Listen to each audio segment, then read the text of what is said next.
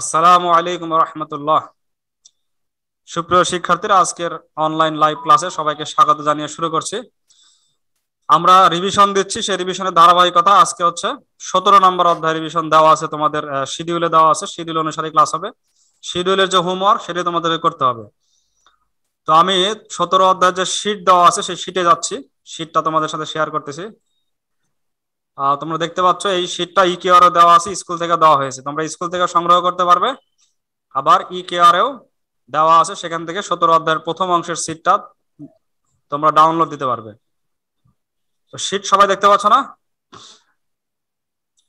এখানে একবারে ফার্স্ট যে অঙ্কটা আছে 1 নম্বর অঙ্ক, একবারে দেখা যাচ্ছে না? একবারে ফার্স্ট যে অঙ্কটা আছে 1 নম্বর, বলা আছে যে নিম্নে 60 জন শিক্ষার্থীর ইংরেজিতে প্রাপ্ত নম্বরের গণসংখ্যা সারণী দেওয়া হলো। এটা হচ্ছে ইংরেজিতে প্রাপ্ত নম্বর এবং শিক্ষার্থীর সংখ্যা। এখানে 1 2 3 4 5 6টা শ্রেণী আছে, 31 থেকে 40 8 এভাবে সব মানগুলো দেওয়া আছে। ক নাম্বার হচ্ছে মধ্যক শ্রেণীর মধ্যমান নির্ণয় করো। তো ক নাম্বারে যখন তুমি মধ্যক শ্রেণীর মধ্যমানটা নির্ণয় করবে, তখন গ নাম্বারে মধ্যক নির্ণয়ের ক্ষেত্রে আর মধ্যক শ্রেণী আলাদাভাবে নির্ণয় করতে হবে না, কারণ ক নাম্বারে কিন্তু মধ্যক শ্রেণী নির্ণয়টা করেই মধ্যক শ্রেণীর মধ্যমান নির্ণয় করতে হবে। খ নাম্বারে উপাত্তের গড় নির্ণয় করো এবং সংক্ষিপ্ত পদ্ধতিতে। গড় নির্ণয় করতে হবে কি পদ্ধতিতে? সংক্ষিপ্ত, যেটা ইউআই থাকবে। গ নাম্বার হচ্ছে প্রদত্ত উপাত্তের মধ্যক এবং প্রচুরক দুইটাই বাইর করো। একটু বড়, কিন্তু একসাথে প্র্যাকটিস হয়ে যাবে 3টা জিনিস। তো সর্বপ্রথম যদি আমরা মধ্যক শ্রেণী নির্ণয় করতে চাই, মধ্যক শ্রেণীর মধ্যমান নির্ণয় করতে চাই, তাহলে কি করতে হবে? সারণী তৈরি করতে হবে কি হবে না? জি স্যার। মধ্যক শ্রেণীর মধ্যমান নির্ণয় করতে সারণী তৈরি করতে হবে। সেই সারণীটা কি সারণী লাগবে? ক্রমযোজিত গণসংখ্যা সারণী। ক্রমযোজিত গণসংখ্যা সারণী। নৈবেদ থেকে প্রশ্ন আসে যে ক্রমযোজিত গণসংখ্যা সারণী কোথায় কোথায় লাগে। ক্রমযোজিত গণসংখ্যা সারণী লাগে মধ্যক নির্ণয়ে আর হচ্ছে অজীব রেখাতে, দুই জায়গায় লাগে। মধ্যক নির্ণয় আর হচ্ছে অজীব রেখা নির্ণয়, অজীব আঁকতে। তো তোমরা শুরু করে দাও। আমি, এটা তো সাধারণ বিষয়, পারবে সবাই। মধ্যক শ্রেণীতে এসে আমি কথা বলছি। তোমরা একটা সারণী তৈরি করো, যেটা হচ্ছে ক্রমযোজিত গণসংখ্যা থাকবে, আমরা সারণী তৈরি করো। তোমাদের সিরাজ স্যার মনে হয় একটা হোমওয়ার্ক দিয়েছিল ইকেআর এর মাধ্যমে, এবং সেখানে 2 জন হোমওয়ার্ক সঠিকভাবে পোস্ট করতে পারছে ছবি তুলে। একজন দিয়েছিল পিডিএফ, সম্ভবত মাহাথির। জি স্যার। আর আরেকজন দিয়েছে ছবি তুলে। যাই হোক, 2 জন দিতে পেরেছে। এগুলো শিখতে পারলে। স্যার আমি দিয়েছিলাম। তুমি দিয়েছিলে? হ্যাঁ, 2 জন, তাহলে 2 জনকে পাওয়া গেছে। পরবর্তীতে আরো হয়তো আরো 2 1 জন যোগ হয়েছে, আরো 3 জন হতে পারে। তো এগুলো কি হবে? এগুলো হোয়াটসঅ্যাপে দিলে তো মনে করো কোথায় চলে যায়, আর ওখানে একবারে সেভ থাকবে। আর আমি আরেকটা ঘর আজকে গিয়ে করার চেষ্টা করবো, মন্তব্যের একটা ঘর। তোমার হোমওয়ার্কটা দেখার পরে স্যার মন্তব্য করে কেমন হয়েছে, নাম্বার কত, এটা দেওয়ার ব্যবস্থা থাকবে। তোমরা যেখানে গিয়ে সাবমিট করেছো সেখানে গেলে আবার দেখতে পাবে যে আমাকে কি মন্তব্য করেছে। এটা যোগ করে দেবো। আস্তে আস্তে আসলে কাজ চলছে, এবং তোমাদের সবকিছু কিন্তু একটা সুন্দর ইয়েতে থাকবে, সিরিয়াল সাজানো গোছানো থাকবে। তো 1 নম্বর মধ্যক শ্রেণীর মধ্যমান নির্ণয়ের ক্ষেত্রে কি করতে হবে? ক্রমযোজিত সারণী তৈরি করতে হবে। সবাই খাতা বের করে শুরু করো। আচ্ছা, আমিও তুলছি, কারণ গড় নির্ণয়ের ক্ষেত্রে লাগবে এই সারণীটা। আমি একবারে কিন্তু করছি, আমার যাতে 2টা কাজ হয়ে যায়।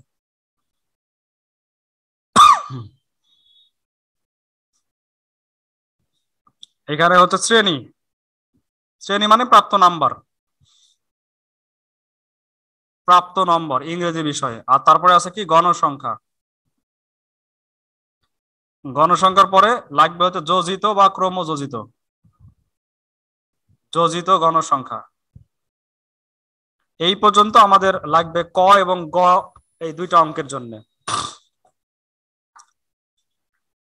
আমি বোর্ডে ফিরে আসতেছি, তাহলে তোমরা দেখতে পাবে বোর্ডে। সবাই আমার আগেই তোমরা করতে পারবে, তবে মানগুলো যেহেতু বন্ধ করে দিলাম, যাদের কাছে শীট আছে তারা মানগুলো তুলতে পারবে। আর আমি এখানে একবার তুলে দিলে তোমাদের সুবিধা হবে।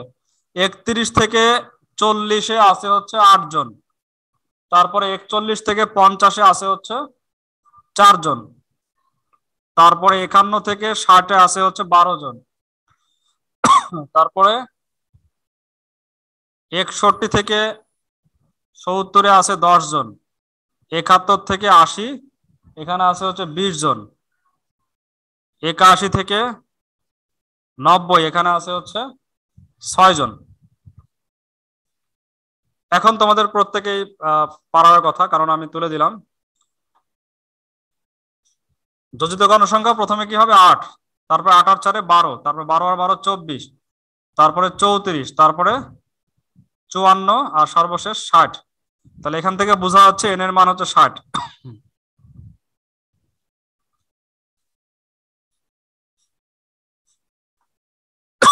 ইয়াদ বলো আমরা কিভাবে মধ্যক শ্রেণী নির্ণয় করব, কারণ মধ্যক শ্রেণীর মধ্যমান নির্ণয় করতে গেলে প্রথমে আমাদের মধ্যক শ্রেণীটা নির্ণয় করতে হবে। তো ইয়াদ বলো কিভাবে আমরা মধ্যক শ্রেণী নির্ণয় করব। ইয়াদ শুনতে পাচ্ছ না তুমি? স্যার একটু প্রবলেম হচ্ছে। প্রবলেম হচ্ছে? হ্যাঁ সৌরভ, আমার নামটা খালি বুঝতে পারলাম, বাকিটুকু বুঝতে পারিনি। তাই আচ্ছা, এবার বলো মধ্যক শ্রেণী নির্ণয় করব কিভাবে।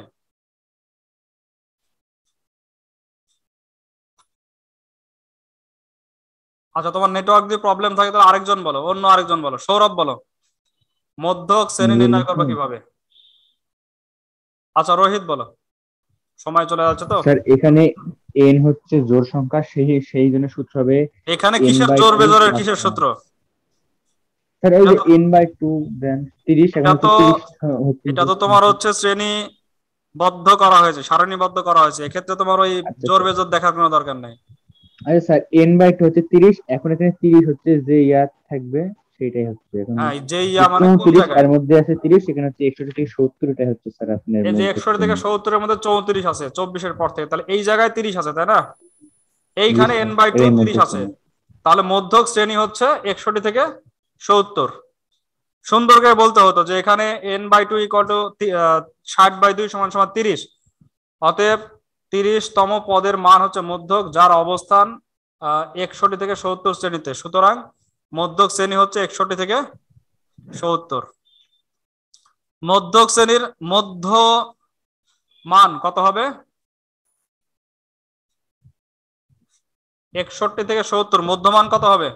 স্যার 65.5। 65.5। তাহলে একটা উত্তর হয়ে গেল 65.5। এটা ছিল ক নাম্বার। এই সারণী তৈরি করে শুধু মধ্যক শ্রেণী মধ্যমানটা নির্ণয় করবে, ক নাম্বার। আমি এবার খ নাম্বারে যাচ্ছি, গড় নির্ণয় করতে হবে। তো গড় নির্ণয়ের জন্য আমাদের এটা দরকার নাই, আর মধ্যক শ্রেণী যেহেতু পেয়ে গেছি এটা গ নাম্বারেও দরকার হবে না। যেটা আমরা গণসংখ্যা নির্ণয় করেছি এটার নাম হচ্ছে এফআই, এটার নাম এফআই। শ্রেণী মধ্য মান নির্ণয় করতে হবে, এটার নাম কি? এক্সআই। আরো একটা লাগবে। তারপরে এখানে তোমার হচ্ছে ধাপ বিচ্যুতি। ধাপ বিচ্যুতির নাম কি? U i. U i. U i equal to হচ্ছে a minus x i divided by, না x i minus a, x i minus a by h, আর শেষে আছে এক্স এফআই ইউআই। গণসংখ্যার সাথে ধাপ বিচ্যুতির গুণফল এফআই ইউআই। আনুমানিক গড় বলা হয় একে। একে কি বলা হয়? সংক্ষিপ্ত গড়। সংক্ষিপ্ত গড় না, একে বলা হয় আনুমানিক গড়। আর এই পদ্ধতিটা হচ্ছে সংক্ষিপ্ত পদ্ধতি। সংক্ষিপ্ত পদ্ধতি গড়ও এক্স বার হবে, এক্স বার ইকুয়াল টু সূত্র আসবে। এ হচ্ছে আনুমানিক গড়। আনুমানিক গড় কি করতে হয়? মাঝামাঝি কোনো একটা জায়গাতে সুবিধা মতো ধরতে হয়, কোনো নির্দিষ্ট নিয়ম নাই, তবে মাঝের দিকে সুবিধা মতো একটা ধরতে হবে। আমরা 61 থেকে 70 ধরতে পারি, অথবা 51 থেকে 60 ধরতে পারি, এই দুজনই মানে মাঝে আছে, 3 এবং 4 নাম্বার। তো আমরা ইয়ার সাথে মিলিয়ে ধরি, কি বলে, মধ্যকের সাথে মিলিয়ে আমরা এটাকে ধরি, মধ্যকের সাথে মিলছে, এটা আরেক দিক দিয়ে সুবিধাটা বেশি, এটাকে আমরা ধরি। তো মধ্যমান তো নির্ণয় করা হয়নি, মধ্যমানটাকে নির্ণয় করি। এটা হচ্ছে কত হবে? 35.5। এটা হবে 45.5। তারপরেরটা হবে 55.5। তারপরেরটা হবে 65.5। তারপরে 75.5। 55.5, হ্যাঁ 75.5, 75.5, 85.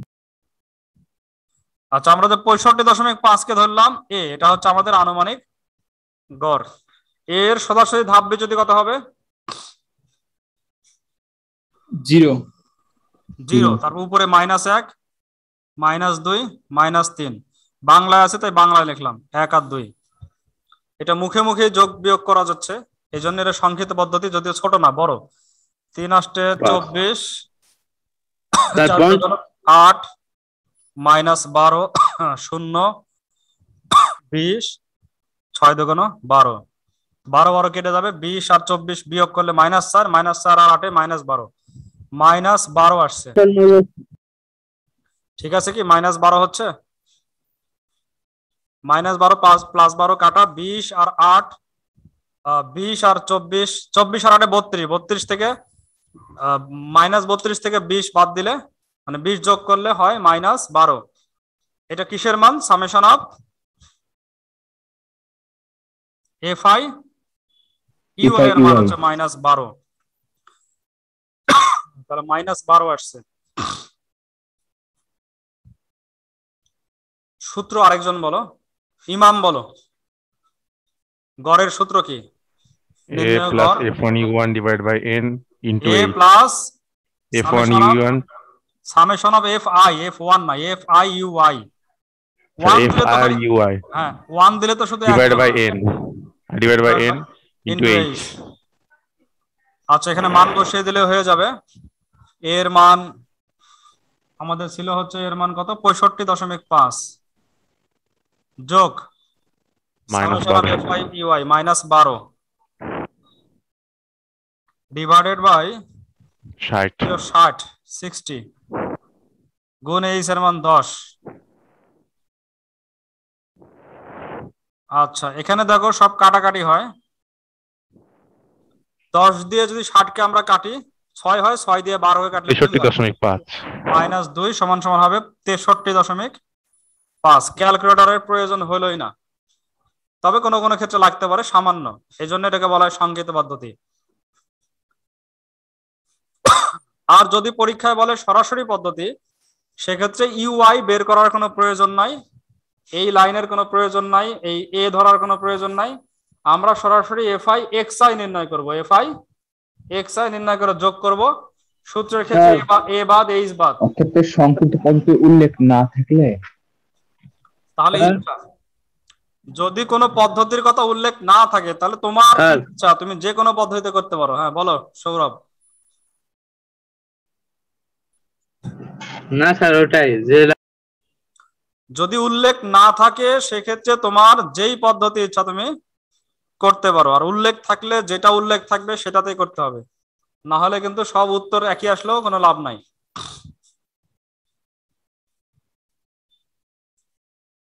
ক্লাসে তো অনেকজনই আছো, 23 জন।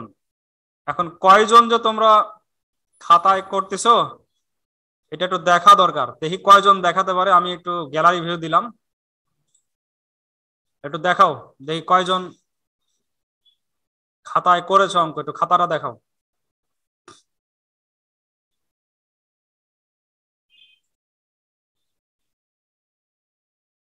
ভিডিও অন করে দেখাও একটু, কয়জন দেখাতে পারে দেখি।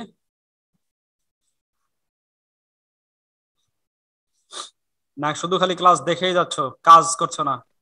স্যার আমি স্ক্রিনশট দিয়েছি। স্ক্রিনশট দিয়ে তো, কোথায় তুমি স্ক্রিনশট দিয়ে পাঠাচ্ছ? ক্লাসের শেষে তুলে নিব স্যার। এই তো, এই ধরা পড়ে গেছে। আর কেউ? আমি করছি স্যার। তুমি করেছো, দেখাতে পারবে? আপনি যেভাবে করবেন স্যার, দেখ পরে আপনাকে ছবিগুলো পাঠিয়ে দিব এখন ক্যামেরা। না না না, ওখানে তো না, আমি এখন চাচ্ছি যাতে ভিডিওটা রেকর্ড হয়ে যায়, যে কজন দেখাবে রেকর্ড থেকে যাবে। 1 মিনিট ওয়েট করুন। আর কেউ এরকম নাই? এটা তো ইউটিউবে যাবে, এই ক্লাস রেকর্ড থেকে যাবে। এই কাজটা করতে হবে তোমাদের। ও আরেকটা বিষয় তোমাদেরকে বলে রাখি, আজকে উপপাদ্য 18 এবং 20 এই দুইটা উপপাদ্য তোমাদের পড়া ধরা হবে, তোমরা পড়ে রাখবে। আজকে 7টা 10 মিনিটে, সন্ধ্যা 7টা 10 মিনিটে আমি আইডি দিয়ে দিয়েছি, তোমাদের গ্রুপে দেখে নিও।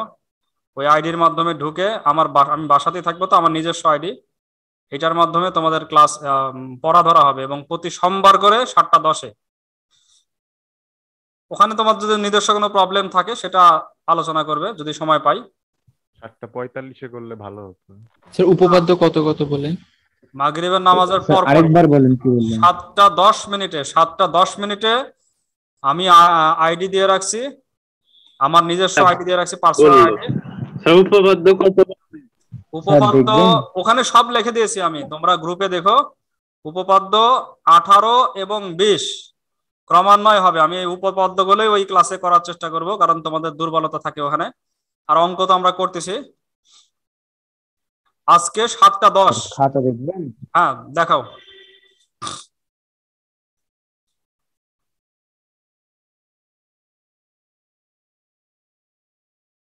আচ্ছা, এই তো দেখতে পাইছি, সুন্দর, ঠিক আছে, ধন্যবাদ। তোমার খাতাটা রেকর্ড হয়ে গেল। হ্যাঁ দেখতে পাচ্ছি, ঠিক আছে, ধন্যবাদ। একজন দেখানোর সাহস করলো, আর এতজন আছে, 23 জন ছিল, 2 জন তো মনে হয় চলে গেছে। আসলে তোমাদের একটু গুরুত্ব দিয়ে ক্লাস করতে হবে, শুধু ঢুকে থাকলে শেষ, এইভাবে কিন্তু হবে না। কথা বলতে হবে, কাজ করতে হবে। আচ্ছা, এবার আসছি আমরা খুব সংক্ষেপে, সময় আর বেশি নেই। আমরা মধ্যক শ্রেণী কিন্তু পেয়ে গেছি, তাই না? মধ্যক শ্রেণী কত ছিল? মধ্যক শ্রেণী ছিল 61 থেকে 70 ছিল। তো সরাসরি আমি সূত্র গ নাম্বারে বেশি বড় কিছু করছি না, মধ্যক শ্রেণী আমাদের জানাই আছে। মধ্যক শ্রেণী হচ্ছে 61 থেকে 70, এটা ক নাম্বারে বের করা আছে। তাহলে মধ্যকের সূত্র কি? বলবো স্যার? তুমি তো সব বলে যাচ্ছ, আর বাদ বাকি গুলো কি করছো? মাহাথির বলো। L+n/2 - fc into h/fm। L+n/2 - fc into, মানে এই পুরোটার উপরে h/fm। কথা বলার মধ্যে তো আছে যে কি বলে, সৌরভ কথা বলে একটু, তারপরে ইমাম আছে, ইসমাইল, মাহাথির, ইয়াদ, রোহিত, এই তো আছে। আরো কত? ইমামও কথা বলে। তো এইখানে আমরা পাশে মানগুলো নির্ণয় করব। এল কত, n/2 তো জানাই আছে, fc কত, এইচ ও জানা আছে, fm কত, তিনটা জানলে হবে। তো এল এল এল হচ্ছে 61, মধ্যক শ্রেণীর নিম্ন সীমা। নিম্নমান। এফসি এফসি মধ্যক শ্রেণীর পূর্বের শ্রেণীর ক্রমজৈত গণসংখ্যা। অর্থাৎ এখানে কত ছিল? 8, আচ্ছা 12 12 24 ছিল, তাই না? এখানে 24 ছিল স্যার। 24 আর পরেরটা 54 ছিল। আর এফএম এফএম তো যেটা, ও সরি, 34। না তোমার ঠিক আছে, 24 হচ্ছে এফসি আর এফএম হচ্ছে 10। এফএম হচ্ছে মধ্যক আমি শ্রেণীর। বলছি যে যদি সবার লাস্ট। ও ঠিক আছে, সমস্যা নাই। এখন এখানে মান বসিয়ে দিলে উত্তর চলে আসবে। 61 যোগ n/2 হচ্ছে 30 মাইনাস 24 গুণ এইচ এর মান 10 আর এফএম হচ্ছে 10।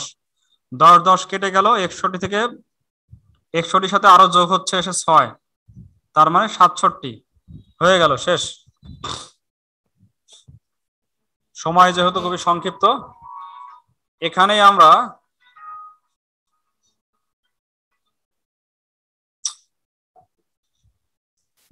প্রচুরকটা করে ফেলি। এখানে প্রচুরকের সূত্র হচ্ছে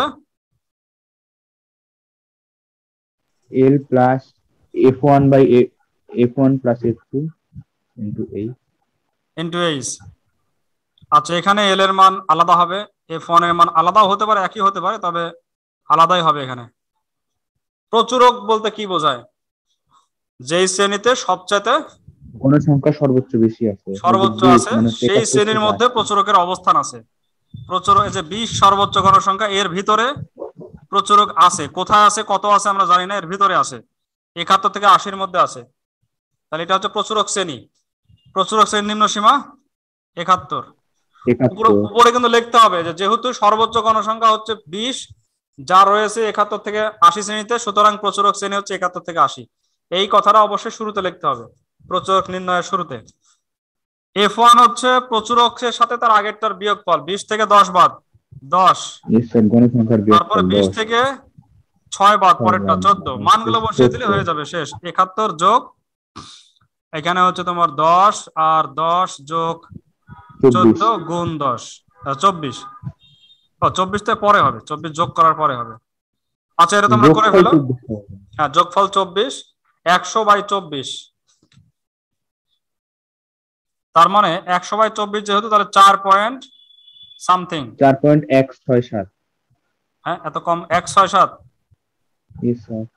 আচ্ছা, 4.167, তাহলে 17 করে দিই। তাহলে এটা হচ্ছে 75.17। অ্যান্সার হয়ে গেল। এটা গেল ক, খ, গ। আরো অনেক কিছু আছে যেগুলো তোমাদের করতে হবে, বিশেষ করে চিত্র। বাদ থাকলো 3টা চিত্র। চিত্র আসলে করাই হচ্ছে না, চিত্র 3টা তোমরা প্র্যাকটিস করবে। তোমাদের হোমওয়ার্ক দেওয়া আছে শীটে সম্ভবত 2 আর 3, সম্ভবত শীটে যেটা দেওয়া আছে সেটাই, শীট বলতে হচ্ছে শিডিউলে যেটা দেওয়া আছে সেটাই তোমরা করবে। এই যে 2 নাম্বার, শীটের 2 এবং 3 নাম্বার সম্ভবত হোমওয়ার্ক দেওয়া আছে। এগুলো একই রকমের প্রায় কাছাকাছি। হ্যাঁ, কি না স্যার, স্ক্রিনশট মারতে চাইছিলাম, হয়ে গেছে। আচ্ছা, ঠিক আছে, 2 এবং 3 হোমওয়ার্ক দেওয়া আছে, এটা তোমরা করবে। অর্থাৎ এই একই শিডিউলে যা দেওয়া আছে এখানে একইভাবে চলছি, আমি এখন চেষ্টা করছি। তো ঠিক আছে, তোমাদেরকে যেভাবে বললাম নিয়মিত সেভাবে কাজ করো, ইকেআর এর মাধ্যমে যুক্ত থাকো। ইনশাআল্লাহ স্কুল খুলে গেলেও আমরা কিছু কিছু সুবিধা ইকেআর এর মাধ্যমে পাবো। অন্তত আমি পরীক্ষা নিয়মিত ইকেআর এর মাধ্যমে ব্যবস্থা রাখবো ইনশাআল্লাহ, স্কুল খুলে গেলেও। বাসায় থাকবো না স্যার, আবাসিকে থাকবো। তাহলে আমরা আবাসিকে যখন থাকবে তখন আবাসিকেও পরীক্ষা নেবো, সমস্যা কি? ওখান থেকে প্রিন্ট দিয়ে আবাসিকে পরীক্ষা নেওয়া যায়। আর বাসাতে যখন যাবে তখন তুমি তোমার রেজাল্ট দেখাতে পারবে, যে যে দেখেন আমার রেজাল্ট, এর মধ্যে কোনো ভুগিচুকি নাই, একবার রেজাল্টটা। একটা কোশ্চেন করবো স্যার। হ্যাঁ, বলো। স্যার, ইকেআর ওয়েবসাইটটাকে স্যার আপনি লকডাউনের মধ্যে তৈরি করছেন নাকি এর আগেও ছিল? এর আগে আমি 2 বছর আগে ইকেআর এর কাছাকাছি একটা তৈরি করেছিলাম। লকডাউনের মধ্যে এসে এটাকে আরো ডেভেলপ করে আরো মনে করো এই সময় উপযোগী করলাম। আগে খালি ওই রেজাল্ট এই সমস্ত বিষয় ছিল, অ্যাটেন্ডেন্স, রেজাল্ট, এগুলো ছিল। এখন এসে ভিডিও ক্লাস। আপনি একবার বলেছিলেন যে মানে ওই যে কি পিটিএস ছিল নাম, তাই না স্যার? হ্যাঁ, তখন ছিল পিটিএসসি, প্যারেন্ট টিচার স্টুডেন্ট কমিউনিকেশন। ওইটাকে এখন একটু আরো আধুনিক করে আরো কিছু বিষয় মানে বর্তমান সময়ের উপযোগী জিনিসপত্র যোগ করে এটাকে আরো অন্যরকম করতেছি। এবার রেগুলার এটা আমি কাজ করি, রেগুলার। তোমরা দেখলে বুঝতে পারবে রেগুলারই কিছু না কিছু ভিতরে যুক্ত হচ্ছে, পরিবর্তন হচ্ছে। তো ঠিক আছে, আগে ছিল আমার নিজস্ব ওয়েবসাইটে, আর এখন এটা আসলে সৃষ্টির ওয়েবসাইটে। এইটুকু পার্থক্য হয়ে গেছে, সৃষ্টির স্বয়ং সৃষ্টি পরিস্থিতিতে সৃষ্টি এর নিয়ে নিছে, কিন্তু ডেভেলপ এখন আমি করতেছি। তো ঠিক আছে, সবাই ভালো থেকো। অনলাইন সম্পর্কে অনেক ধারণা হবে এখান থেকে, এবং ভবিষ্যতে বিভিন্ন পরীক্ষা অনলাইনে দিতে পারবে। তোমরা জেনে আশ্চর্য হবে যে আমার ছোট ভাই এখন কানাডায় আছে। এই কানাডায় থাকাটা আশ্চর্য না, তার যতগুলো পরীক্ষা হয়েছিল মানে বিদেশে যাওয়ার জন্য যতগুলো পরীক্ষা সব অনলাইন, সব পরীক্ষা ছিল অনলাইনে। ইংলিশের উপর পরীক্ষা দেওয়া হয়েছে, পরীক্ষা দেওয়া লাগছে স্পোকেনের উপর। আপনার ভাই পড়াশোনা করে নাকি হচ্ছে চাকরির জন্য? পড়াশোনার জন্য গিয়েছিল, পড়াশোনা শেষ করেছে, এই বছরই শেষ করে এই বছর চাকরিতে ঢুকছে কানাডায়, পরিবার সহ চলে গেছে। তো তাদের সবকিছু হয়েছে অনলাইনে। এবং যারা মনে করো বড় বড় জায়গায় চান্স পাবে, বুয়েট টুয়েট বা বড় ইউনিভার্সিটি, দেখবে যে অনলাইনটা কত, মানে অনলাইনে তারা কত আগায় গেছে, আমরা পিছায় আছি। এই যে আমরা যেভাবে পরীক্ষা নিচ্ছি এগুলো ওখানে তো অ্যাভেলেবল, অ্যাসাইনমেন্ট জমা দেওয়াটা সবকিছু অনলাইন। তো এখন থেকে বিষয়গুলো অভ্যস্ত করে রাখো, তোমাদের জন্য ভালো হবে। ফ্রিল্যান্সিং যারা করবে সেখানেও ফ্রিল্যান্সিং সাইটগুলোতে পরীক্ষা দিয়ে আগে নিজেকে যোগ্যতা যাচাই করা লাগে, সেখানেও অনলাইন পরীক্ষা। এবং পরীক্ষাগুলো আরো স্টিকি, একবারে তোমার শুরু তোমরা যেরকম হচ্ছে ইয়াতে পরীক্ষা দিয়েছো, অলিম্পিয়াডে পরীক্ষা দিয়েছো, একটা জাস্ট 12টা থেকে 1টা এরকম টাইম, এরকম টাইম একদম ফিক্স। তো তোমরা যদি আরো অনেকেই এই কেয়ারটা ভালো করে শিখতে পারো, আমরা টাইমও ফিক্সড করে দিতে পারবো, কোনো ব্যাপার না। তো ঠিক আছে, সবাই ভালো থাকো, সুস্থ থাকো, এবং সবারই সার্বিক দুনিয়া এবং আখিরাতে সার্বিক উন্নতি কামনা করে আমি ক্লাস শেষ করতেছি আজকে। আসসালামু আলাইকুম ওয়া রাহমাতুল্লাহি ওয়া বারাকাতুহু। আসসালামু আলাইকুম স্যার। ওয়া আলাইকুম আসসালাম। এতক্ষণ পরে কথা বলছে, ক্লাসের মধ্যে কথা নাই।